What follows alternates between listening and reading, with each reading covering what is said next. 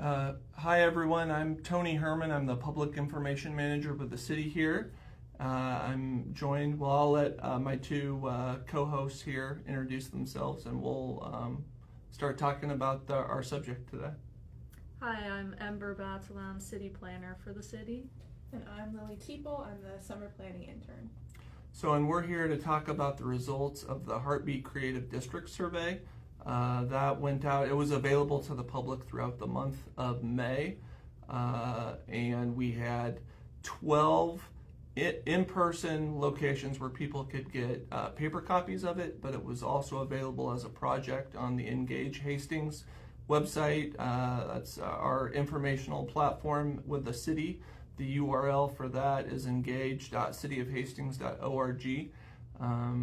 But Ember and Lily have been working on compiling the data since then, and we just have the results now very recently.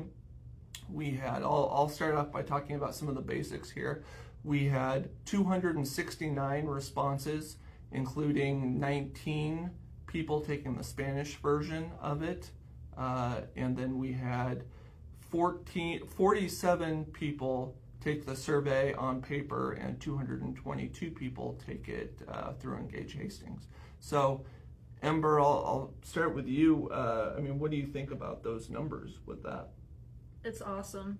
I was only expecting to get like 20 to 50, 100 at most, and when those survey results just kept coming in, that was so exciting to see, and I'm so happy that we also got the responses from the Hispanic community in Spanish to really be able to get those diverse voices. Mm-hmm. So, and Ember and Lily, do you both want to kind of talk about some of the highlights that you found in the results? Yeah, so we'll start with one big one that people mentioned was marketing. There were, I don't know exactly a number at this point in time, but there were quite a few people who didn't know about events until after the event had occurred, and this is also something that we could improve upon for future surveys. This survey did not have any questions specific about how people get their information, how many people know about events, so that's something that we'll definitely want to improve for a future survey. Another big one was also just downtown improvements, so that would include parking was mentioned, sidewalks, repair and width, as well as outdoor green spaces, with 55 people had ranked that as their highest priority, and 35 people had ranked that as second highest, as well as cleanliness in downtown. And Lily, you want to talk about the cultural improvements? Yeah, so we asked kind of our respondents how often they attended cultural events kind of inside of Hastings, and 98 people said that they rarely attended, with 88 people saying they occasionally or sometimes attended, with only 13 people saying that they always attended cultural events. And this just kind of goes to show us that maybe we need to market those cultural events better, but also maybe we just need to incorporate more of those events. Some of the most popular events were the Downtown Lights, Celebration of Lights, and Downtown Farmers Market, and Kool-Aid Days. Yes. And then we kind of asked them, what kind of cultural events would you like to see? Concerts were really big, as well as just ethnic pride events, and so those can kind of include traditional or ethnic food fairs, multicultural events, different cultural concerts, ethnic dances, or just heritage events in general. And the hardscapes or the infrastructure, that was another big thing that was brought up in the survey results too, right? Yeah, that was also a big one, which might not necessarily be under the purview of the Creative District project, but would definitely help inform similar related projects in downtown, like the Rethink Our Streets project. And some of those things could also be addressed through a collaboration between the different projects, like having painted crosswalks for pedestrians, having the increased width of the sidewalks, like what's being proposed with the Rethink Our Streets project. So that information is valuable and it will be used, but maybe not necessarily by the creative district. Mm-hmm. So, in Ember, do you want to talk about kind of the next steps and what we're doing with this survey data? Yeah, so after this Facebook Live, we'll post the survey report on the Engage Hastings website. We're also working on a translation of that survey report to make it available in Spanish.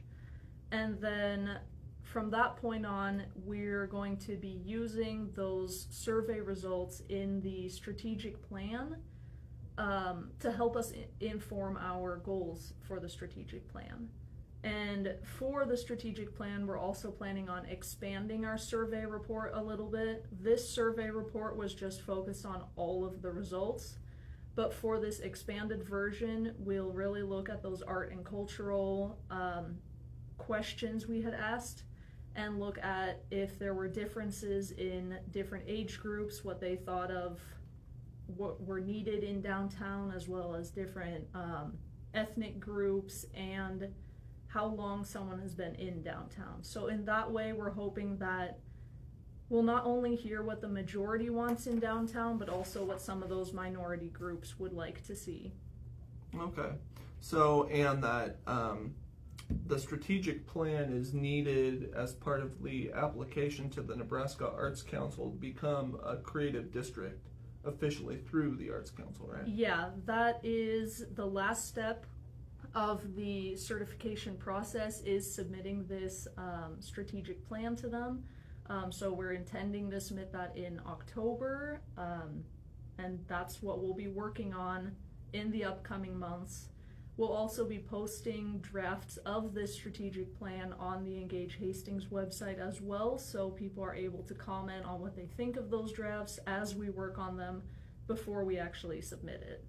So, and there's several benefits to having a creative district in your community, but maybe one, if not the most important, is the funding that is then available through that, right? Yeah, there's a couple of different grant opportunities. The first one is upon certification, we will get a $10,000 grant, which can be used for marketing, which was a big thing mentioned in the survey, as well as a consultant for future studies, as well as for planning events. And then there's also a $250,000 grant that we could apply for after becoming certified, which could help with the construction of certain aspects of downtown, as well as marketing, operational support of the creative district, physical enhancements, which could include hardscaping and sidewalk improvements. But the catch there is these things would still obviously have to be related to arts, culture. It is a creative district, as well as planning and programming for the future of this district. Mm-hmm. So those are really the big things that being certified will provide for us. So, and the survey showed a very favorable opinion of the respondents about downtown Hastings, but these grant opportunities would enable an opportunity for improvements that would make it an even more enjoyable place to live, work, and play. Yeah, exactly. Mm-hmm. Okay. Do we have any other points, things that we want to get across? No, I think that pretty much covered everything we wanted to focus on. If people are interested, that survey report will be posted later today, so you can take a look at what our conclusions were from the results, as well as the full results are included in an appendix of that survey report. And again, that's on engage.cityofhastings.org, and if you get on there, you can look for the Heartbeat Creative District project. Those are listed in order of completion of the project, and that was actually the first project on Engage Hastings that was completed or published. So it'll be at the very bottom of the list. But look for that. Again, it's the Heartbeat Creative District Project on Engage Hastings, and that's engage.cityofhastings.org. So, great. Well, thanks for watching, everyone.